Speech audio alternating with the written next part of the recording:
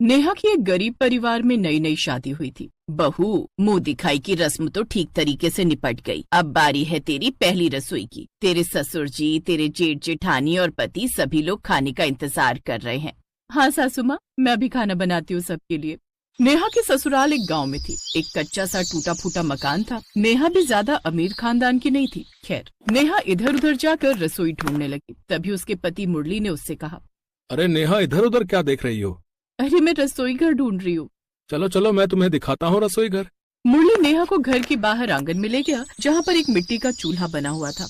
ये आपकी रसोई है? तो अब मुझे पता चला कि मेरे पिता ने मुझे दहेज में रसोई का सारा सामान क्यों दिया है। मुरली जी, उस बोरे में कुछ सामान रखा है, उसे निकाल दीजिए। वहीं पर 2-3 बोरे में कुछ सामान रखा था। मुरली ने जब खोला तो एक बोरी में तो ढेर सारे बर्तन थे, दूसरे बोरे में एक छोटे वाला गैस सिलेंडर था और तीसरे बोरे में ढेर सारे मसाले और कुछ हरी भरी सब्जियां भी थी।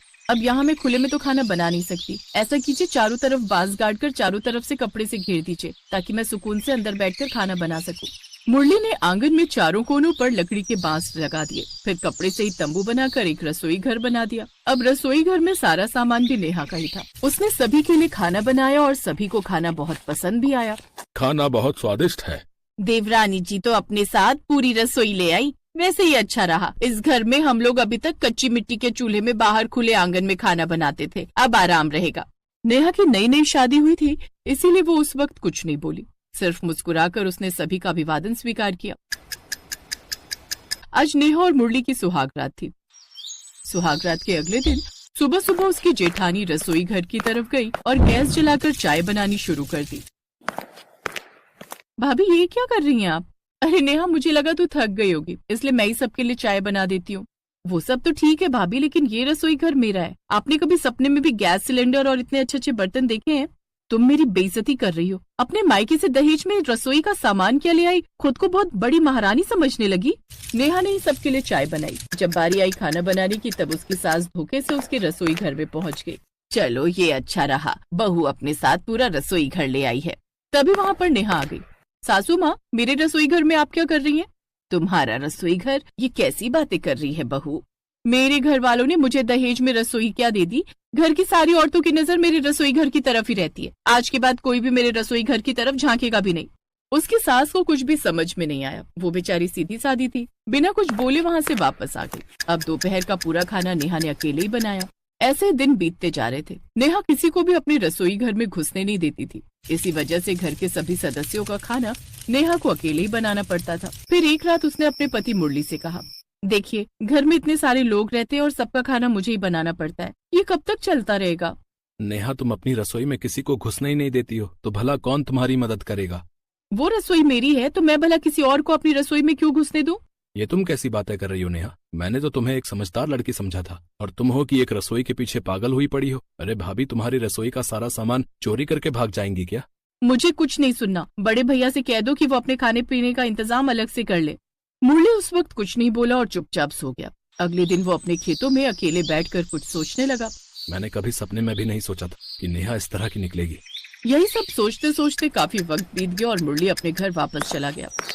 लेकिन उसने घर आकर देखा तो नेहा अपनी भाभी और सास से लड़ झगड़ रही थी। ये रूप मुरली ने उसका पहले कभी नहीं देखा था।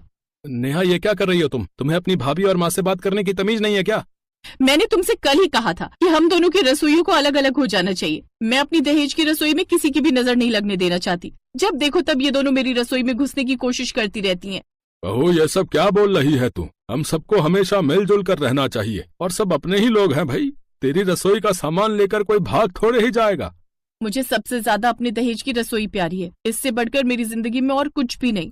नहीं नहीं, ये रसोई क्या, ये पूरा घर भी तुम्हारा ही है। तुम ऐसा करो, अपनी रसोई और अपना घर लेकर अकेले रहो। हम सब यहाँ से जा रहे हैं, अकेले ही मजे करो। कोई तुम्हारे बीच में दखल अंदाजी नहीं करेगा। हाँ हाँ, मुझे भी किसी की जरूरत नहीं। जिसको देखो मेरी दहेज की रसोई के पीछे ही पड़ा रहता है।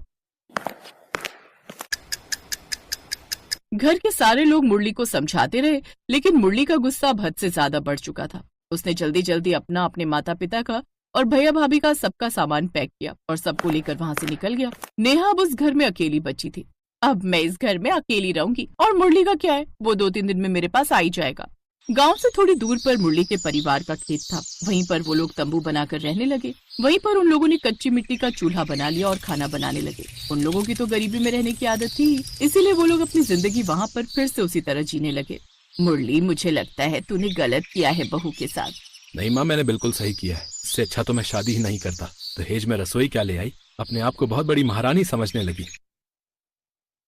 नेहा को अब वो घर काटने को दौड़ने लगा। गांव की औरतें उसे ताना मारने लगी, ये देखो इस बहू को, इसको अपनी रसोई से ज्यादा कुछ प्यारा नहीं है। भगवान ऐसी बहू और ऐसी औलाद किसी को ना दे। बिल्कुल सही कहा तूने, इस घर की तरफ तो देखने में अब शर्म आती है। आज के बाद इस गली से निकलेंगे भी नहीं। तो इस तरह धीरे धीरे नेहा के घर के सामने से होकर अब कोई नहीं गुजरता था। उसके आसपास कोई इंसान तो क्या, कोई परिंदा भी नहीं जाता था। उसे अकेले अब डर लगने लगा। इस घर में तो अब मुझे डर लगने लगा है। 2 महीने हो गए, मुरली अभी तक लौट कर नहीं आया। लगता है मैंने कुछ ज्यादा बोल दिया। मुझे दहेज में मिली पर इतना घमंड नहीं करना चाहिए था। गांव का कोई आदमी मेरी तरफ देखने को भी तैयार नहीं है। दुकान पर जाती हूँ तो दुकान वाला सामान देने से भी मना कर देता है। एक रात जब नेहा अकेले सो रही थी तभी अचानक कुछ कुत्ते भौंकने लगे। नेहा अपनी रसोई घर के बाहर ही एक खटिया डालकर सोया करती थी। भौंकते हुए बहुत सारे कुत्ते उसके किचन के अंदर घुस गए। भाग, भाग, भाग। नेहा उन कुत्तों को भगाने की कोशिश करती रही लेकिन कुत्ते नहीं माने। अचानक उन कुत्तों ने नेहा को दौड़ा लिया। इसलिए नेहा ने खुद को घर के अंदर बंद कर लिया। सुबह नेहा ने जब अपने घर का दरवाजा खोला तब देखा कि सब कुछ बर्बाद हो चुका था। ये सब क्या हो गया? मेरा पूरा रसोई घर तबाह हो गया। अगर कल मैं कमरे के अंदर नहीं जाती तो ये कुत्ते मुझे भी मार डालते। यहाँ दूर दूर तक मुझे बचाने भी कोई नहीं आया। आज मुझे समझ में आ रहा है कि परिवार कितना जरूरी होता है। आज अगर मेरा परिवार यहाँ होता तो मेरे दहेज की रसोई बच जाती और गाँव वालों का प्यार भी मुझे मिलता रहता। अब नेहा ने फिर से कच्ची मिट्टी का चूल्हा बनाया और उसी में खाना बनाया, लेकिन अकेले उसे खाने का बिल्कुल मन नहीं कर रहा था क्योंकि वो इलाका पूरा कब्रिस्तान जैसा लग रहा था। उसके घर के आसपास कोई आता जाता भी नहीं था, इसीलिए नेहा भी घर से भाग गई और इधर उधर भीख मांगने लगी। एक रोज मनोहर ने उसे भीख मांगते देख लिया। नेहा, तुम यहाँ भीख क्यों मांग रही हो? वहाँ पर उसके सब घर वाले भी मौजूद थे। नेहा तुरंत सबके पैरों में गिर पड़ी। उसने सारी बात अपने परिवार को बताई। अब मुझे समझ आ गया माँ कि परिवार से बढ़कर कुछ नहीं। ऐसे हजारों रसोई कुर्बान है परिवार के ऊपर। चलो, कम से कम अपनी गलती का एहसास तो हुआ। चलो फिर से एक नए सफर की शुरुआत करते हैं। वो सब फिर से अपने पुराने घर लौट आए। सभी लोग मिलजुल कर प्यार से रहने लगे।